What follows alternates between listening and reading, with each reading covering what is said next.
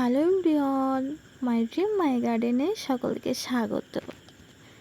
এটা আমাদের ছাদ বাগানের আমার একটা প্রিয় গাছ, সাইকাস। আর এই গাছটা যখন আনা হয়েছিল তখন কিন্তু অনেকটাই ছোট ছিল, আর এখন অনেকটাই বড় হয়ে গেছে, যার জন্য ফাইনাল পটিং করতেই হবে। এটা এতদিন 6 ইঞ্চি পটে বসানো ছিল, আর এখন বসানো হবে 12 ইঞ্চি পট। এই যে এটা কিন্তু 12 ইঞ্চি পট। আর মাটি তো রেডিই ছিল।